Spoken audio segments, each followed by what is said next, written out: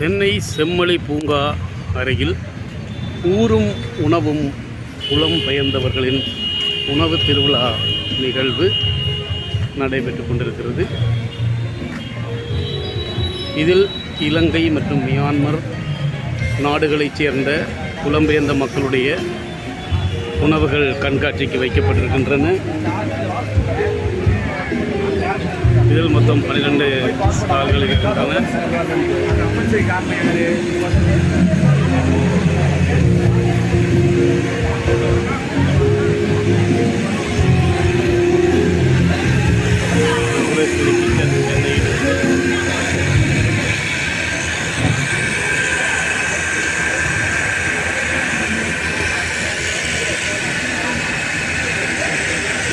பல்வேறு இலங்கை மற்றும் மியான்மர் நாடுகளுடைய உணவுகள் இங்கே கண்காட்சிக்கு வைக்கப்பட்டு விற்பனை செய்யப்பட்டு வருகின்றது. இது விலைப்பட்டியல், இதை நீங்கள் பார்க்கலாம்.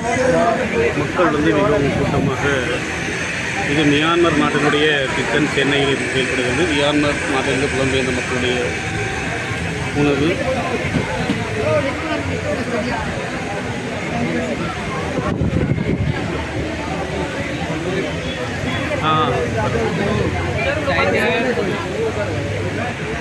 மக்கள் தங்களுடைய உணவுப் பொருட்களை இது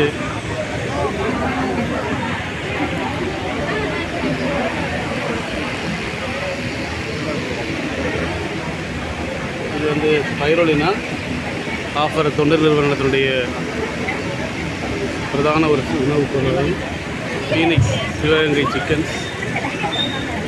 அடுத்ததாக யாழ் உணவகம் நாமக்கல். இதில் நம்முடைய ஒரு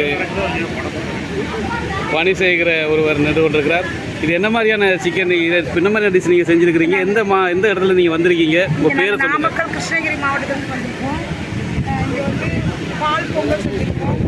அதுக்கு தொட்டுக்கிறதுக்கு பால் பொங்கல், தேங்காய் பால் பொங்கல் செஞ்சுருக்கோம். பால் கொழுக்கட்டை செஞ்சுருக்கோம். நல்ல அருமையான டிஷ்ஷு.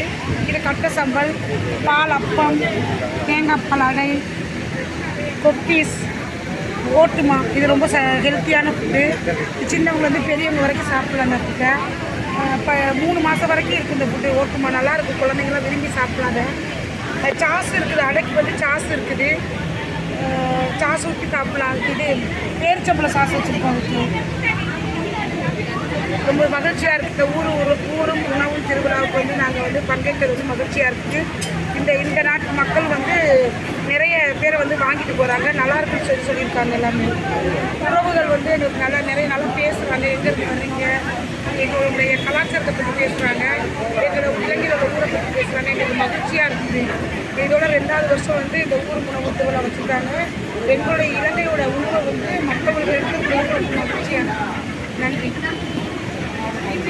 இதுபோல் சென்னை சுற்றுவட்டார பகுதியில் இருக்கும் மக்கள் இந்த ஊரும் உணவும் திருவிழாவில் கலந்து கொள்ளுமாறு கேட்டுக்கொள்கின்றோம்.